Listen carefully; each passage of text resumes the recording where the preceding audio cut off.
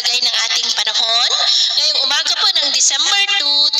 2024. Sa ngayon ay iba't ibang weather system pa rin ang umiiral po lalo na sa silangan ng ating bansa. Ang malamig na hanging amihan ang umiihip po sa malaking bahagi ng Luzon at easterlies naman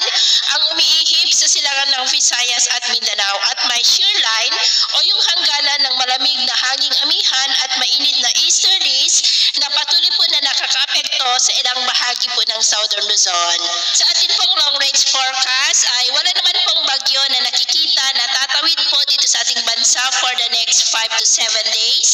Pero posibleng next week sa ikalawang linggo ng Disyembre ay may pamumuumuli ng mga sama ng panahon sa silangan po ng ating bansa at ang development ng mga yan ang ating babantayan kung matutuloy po o hindi.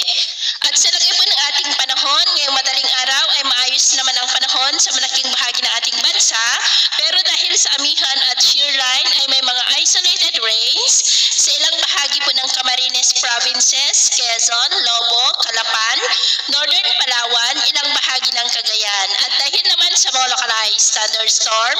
ay may mga isolated rains sa Dumaguete, Oslob, Alcoy, Badyan, Tagbilaran, Siocon, Holosulu, Baganga, Mati, Laak at Lebak. At mamaya ay sisikat naman ang araw sa malaking bahagi ng ating bansa pero dahil sa shear line at amihan ay cloudy skies with isolated rains pa rin lalo na po sa may Bicol region, Quezon, ilang bahagi ng Batangas, Calapan, Northern Palawan, Marinduque, Romblon, ilang bahagi na lamang po ng Cagayan at cloudy skies with isolated rains rin sa ilang bahagi ng Mati at Baganga. At mamayang hapon, mas maraming lugar na ulit ang makakaranas ng mas maulap na kalangitan with isolated rains kaya mag-ingat po tayo sa mga banta pa rin